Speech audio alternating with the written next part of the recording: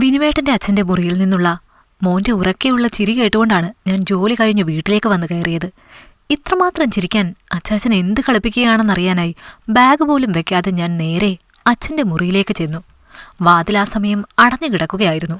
അവരുടെ കളിയിൽ ഞാനൊരു തടസ്സമാകണ്ട എന്ന് കരുതി ഞാൻ ശബ്ദമുണ്ടാകാതെ മെല്ലെയാണ് വാതിൽ തുറന്നത്.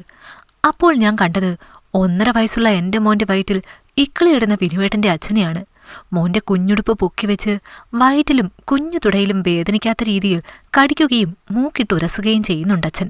വയറ്റിൽ ഇക്കിളിയാക്കുന്നത് കണ്ട് എനിക്കൊന്നും തോന്നിയില്ല എങ്കിലും മോന്റെ തുടയിലൊക്കെ കടിക്കുന്നത് എനിക്കെന്തോ ഉൾക്കൊള്ളാൻ കഴിഞ്ഞില്ല.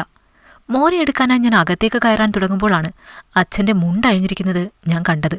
അതോടെ ഞാൻ എൻ്റെ മുറിയിലേക്ക് പോയി. അച്ഛൻ മോനെയും കൊണ്ട് പുറത്തേക്ക് വരുമ്പോൾ അവനെ ഇങ്ങനെയൊന്നും ഇക്കിളിയാക്കല്ലേ എന്നും കടിക്കല്ലേ എന്നും പറയണമെന്ന് കരുതി ഞാൻ. അങ്ങനെ ഞാൻ കുളിയൊക്കെ കഴിഞ്ഞ് വരുമ്പോൾ അച്ഛൻ മോനെയും കൊണ്ട് ഉമ്മറത്തെ കസേരയിലിരിക്കുന്നത് കണ്ടു. അച്ഛാ, മോൻ്റെ വയറ്റിൽ ഇക്കിളിയാക്കരുത് കേട്ടോ, അതുപോലെ അവനെ കടിക്കുകയും ചെയ്യരുത്. നമുക്കെന്തെങ്കിലും അസുഖം ഉണ്ടെങ്കിൽ മോന് കൂടി കിട്ടും. അത് മാത്രമല്ല, കുഞ്ഞുറക്കെ ചിരിക്കുമ്പോൾ അവർക്ക് ശ്വാസം കിട്ടില്ല. അതുകൊണ്ട് ഇനി അങ്ങനെ ചെയ്യരുത്, ഞാൻ അച്ഛനോട് പറഞ്ഞു. ഞാൻ അങ്ങനെയൊന്നും ചെയ്യാറില്ല മോളെ, വിനോദിൻ്റെ അച്ഛൻ വീണു പറഞ്ഞു. ഞാൻ ജോലി കഴിഞ്ഞ് വന്നപ്പോൾ എൻ്റെ കണ്ണുകൊണ്ട് കണ്ടതാച്ചാ. അതുകൊണ്ട് അച്ഛൻ വെറുതെ കള്ളത്തരം പറഞ്ഞ് ബുദ്ധിമുട്ടണ്ട. ഞാൻ പറഞ്ഞത് കേട്ട് ആ മുഖം ഒന്ന് വിളറിയോ എന്ന് ഞാൻ സംശയിച്ചു. അതുകൊണ്ട് ഞാൻ അച്ഛൻ്റെ മുഖത്തേക്ക് തന്നെ സൂക്ഷിച്ചു നോക്കി. പക്ഷെ ആ മുഖത്ത് പ്രത്യേകിച്ച് കള്ളത്തരം ഒളിപ്പിക്കുന്നത് പോലെയുള്ള ഭാവങ്ങളൊന്നും കാണാത്തതിനാൽ എനിക്ക് നേരത്തെ അങ്ങനെ തോന്നിയതാകുമെന്ന് കരുതി ഞാൻ എന്നെ തന്നെ സമാധാനിപ്പിച്ചു. എങ്കിലും ആ സംഭവം എൻ്റെ മനസ്സിലൊരു കരടായി അവശേഷിച്ചു.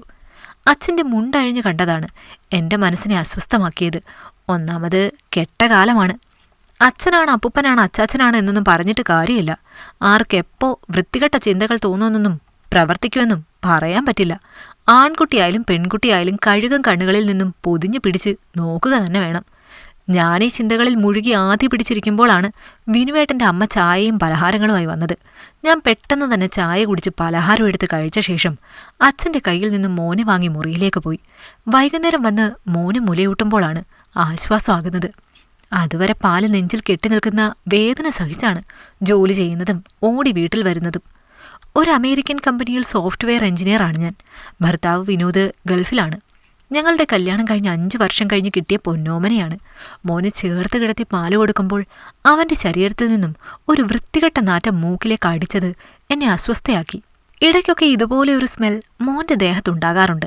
അമ്മ അവനെ വൈകുന്നേരം മേല് കഴുകിക്കാൻ വിട്ടുപോകുന്നത് കൊണ്ടാകും ആ നാറ്റമെന്ന് കരുതി ഞാൻ മോനെ ഒന്ന് മേല് കഴുകിച്ച് എടുത്തു. രാത്രി കിടക്കാൻ നേരം വിനുവേട്ടൻ വിളിച്ചപ്പോഴാണ് ഞാൻ ഇന്ന് കണ്ട കാഴ്ചയും എൻ്റെ മനസ്സിലെ അസ്വസ്ഥതയുമൊക്കെ വിനുവേട്ടനോട് പറഞ്ഞത്. നീ വെറുതെ വേണ്ടാത്തതൊന്നും പറയല്ലേ ദീപേ. നിനക്ക് എൻ്റെ വീട്ടിൽ നിൽക്കാൻ ഇഷ്ടമില്ലെങ്കിൽ പോയി നിന്റെ വീട്ടിൽ നിന്നോ. അതിനു പകരം പാവം എൻ്റെ അച്ഛനെക്കുറിച്ച് മോശം പറഞ്ഞാൽ എനിക്ക് സഹിക്കാൻ കഴിഞ്ഞെന്ന് വരില്ല. നമ്മുടെ മോൻ എൻ്റെ അച്ഛൻ്റെ പേരക്കുട്ടിയാണ്. അച്ഛൻ അവന് കൊടുക്കുന്ന സ്നേഹം നീ മറ്റൊരർത്ഥത്തിൽ കാണരുത് ദീപേ. നീ ജോലിക്ക് പോയിട്ട് വരുന്നതുവരെ മോനെ പൊന്നുപോലെ നോക്കുന്ന അവരെ നീ ഇങ്ങനെ സംശയിക്കുന്നുണ്ടെന്നെങ്ങാനും അറിഞ്ഞാൽ അച്ഛൻ എങ്ങനെ സഹിക്കും? വിനുവേട്ടൻ്റെ ചോദ്യം എനിക്ക് സഹിക്കാൻ കഴിഞ്ഞില്ല. ഞാൻ ഇങ്ങനെയൊന്നും ഉദ്ദേശിച്ച് പറഞ്ഞതല്ല വിനുവേട്ടാ. ഇന്ന് കണ്ട കാഴ്ച എനിക്ക് സംശയം തോന്നി ഞാൻ ചോദിച്ചെന്നേ ഉള്ളൂ. വിനുവേട്ടനോടല്ലേ ഞാൻ എല്ലാം പറഞ്ഞത്, വേറെ ആരോടും അല്ലല്ലോ. അത് പറഞ്ഞപ്പോൾ എൻ്റെ കണ്ണ് നിറഞ്ഞു. ഞാൻ നിന്റെ അച്ഛനെക്കുറിച്ചാണ് ഇങ്ങനെ പറഞ്ഞിരുന്നതെങ്കിൽ നിനക്ക് സഹിക്കോ ദീപേ? എൻ്റെ അച്ഛനായാലും വിനുവേട്ടൻ്റെ അച്ഛനായാലും എനിക്കിങ്ങനെ ഒരു സംശയം തോന്നിയാൽ ഞാൻ വിനുവേട്ടനോട് തന്നെ പറയും. ഇവിടുത്തെ അച്ഛനെയും അമ്മയും ആയാലും ഞാൻ എൻ്റെ സ്വന്തം പോലെ തന്നെയാ കാണുന്നേ. അതുകൊണ്ടാ വിനുവേട്ടൻ ഇവിടെ ഇല്ലാതിരുന്നിട്ട് കൂടി ഞാനിവിടെ നിൽക്കുന്നത്, ഞാൻ പറഞ്ഞു. എനിക്ക് നിന്റെ വിശദീകരണം ഒന്നും കേൾക്കണ്ട. നീ ഫോൺ വെക്കാൻ നോക്ക്, വെറുതെ മനുഷ്യൻ്റെ മൂഡ് കളയാനായിട്ട്. വിനുവേട്ടൻ അങ്ങനെയൊക്കെ പറഞ്ഞ് ഫോൺ വെച്ചപ്പോൾ എനിക്ക് നല്ല വിഷമമായി. ഇങ്ങനെയൊരു കാര്യം കേട്ടാൽ ആർക്കായാലും വിഷമം തോന്നുമല്ലോ എന്ന് കരുതി എൻ്റെ മനസ്സിനെ ഞാൻ സമാധാനിപ്പിച്ചു. ഉറങ്ങിക്കിടക്കുന്ന മകനെ ചേർത്ത് പിടിച്ച് ഞാനും ഉറങ്ങാൻ കിടന്നു. എങ്കിലും എൻ്റെ മനസ്സ് അസ്വസ്ഥമായിക്കൊണ്ടിരുന്നു. പിറ്റേ ദിവസം രാവിലെ ജോലിക്ക് പോകുമ്പോൾ എൻ്റെ മനസ്സ് മൂടിക്കെട്ടി തന്നെ ഇരുന്നു. തലേ ദിവസം ഞാൻ അങ്ങനെയൊക്കെ പറഞ്ഞതുകൊണ്ട് എന്നും രാവിലെ വിളിക്കുന്ന വിനുവേട്ടൻ വിളിച്ചിട്ട് കൂടിയില്ല. മോനെ കെട്ടിപ്പിടിച്ച് ഉമ്മ കൊടുത്തിട്ട് അവനെ അമ്മയുടെ കയ്യിൽ ഏൽപ്പിക്കുമ്പോൾ എൻ്റെ ഹൃദയം എന്തിനോ പിടഞ്ഞു. അമ്മയുടെ കയ്യിൽ നിന്നും അച്ഛൻ അവനെ വാങ്ങുന്നത് ഞാൻ കണ്ടു. എനിക്ക് കുറച്ച് കഴിഞ്ഞ് അയൽക്കൂട്ടത്തിൻ്റെ മീറ്റിങ്ങിന് പോകാനുണ്ട്. 1 മണിക്കൂർ എടുക്കും വരാൻ. അതുവരെ നിങ്ങൾ മോനെ നോക്കണേ. ഗേറ്റ് തുറന്ന് പുറത്തേക്കിറങ്ങുമ്പോൾ അമ്മ അച്ഛനോട് അത് പറയുന്നത് ഞാൻ കേട്ടു. എന്തോ അത് കേട്ടപ്പോൾ എൻ്റെ മനസ്സിൽ അപായമണി മുഴങ്ങി. ഞാൻ വിചാരിക്കുന്ന പോലെ ഒന്നുമില്ലെന്നും എല്ലാം എൻ്റെ മനസ്സിൻ്റെ തോന്നലാണെന്നും പറഞ്ഞ് സമാധാനിപ്പിച്ചുകൊണ്ട് ബസ് സ്റ്റോപ്പിലേക്ക് നടന്നു. ബസ്സിൽ കയറി ജോലിസ്ഥലത്തെത്തിയിട്ടും എൻ്റെ ഉള്ളിലെ കനൽ അടങ്ങാത്തതുകൊണ്ട് ഞാൻ പെട്ടെന്ന് ഓഫീസിൽ വിളിച്ച് ലീവ് പറഞ്ഞിട്ട് തിരിച്ചു വീട്ടിലേക്ക് ബസ് കയറി.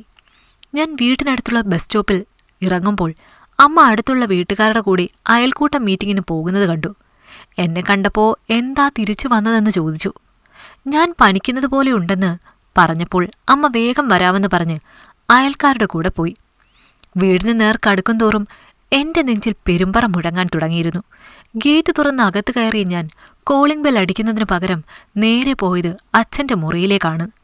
അവിടുന്ന് മോൻ്റെ കളിച്ചിരികൾ കേൾക്കാം. അരുതാത്തതൊന്നും അവിടെ ഉണ്ടാവല്ലേ എന്ന് കരുതിയാണ് ഞാൻ കർട്ടൻ മാറ്റി നോക്കിയത്. എന്നാൽ അവിടെ കണ്ട കാഴ്ച എന്നെ തകർത്തു കളഞ്ഞു. വിനുവേട്ടൻ്റെ അച്ഛൻ പൂർണ്ണ നഗ്നനായി നിന്നുകൊണ്ട് മോനെക്കൊണ്ട് അയാളുടെ സ്വകാര്യ ഭാഗങ്ങളിൽ തൊടിയിക്കുകയായിരുന്നു. കുഞ്ഞി കൊച്ചിനൊന്നും അറിയാത്തതുകൊണ്ട് അവൻ അച്ചാച്ചൻ പറയുന്നത് ചെയ്യുന്നുണ്ട്.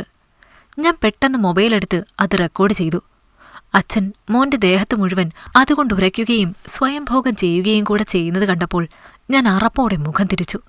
ആവശ്യത്തിനുള്ള തെളിവ് കയ്യിൽ കിട്ടിയതുകൊണ്ട് ഞാൻ പെട്ടെന്ന് പോയി കോളിംഗ് ബെൽ അടിച്ചു. കുറച്ചു സമയം കഴിഞ്ഞാണ് അച്ഛൻ വന്ന് വാതിൽ തുറന്നത്. എന്നോടെന്താ നേരത്തെ വന്നതെന്ന് ചോദിച്ചപ്പോൾ ഞാൻ തലവേദനയാണെന്ന് കള്ളം പറഞ്ഞ് മോനെ അയാളുടെ കയ്യിൽ നിന്ന് വാങ്ങി മുറിയിലേക്ക് പോയി. പിന്നീട് ഉടനെ തന്നെ ഞാൻ കുറച്ചു മുമ്പെടുത്ത വീഡിയോ വിനുവേട്ടന് അയച്ചു കൊടുത്തിട്ട് എമർജൻസി ആയിട്ട് ലീവ് എടുത്ത് അന്ന് തന്നെ നാട്ടിൽ വരാൻ പറഞ്ഞു.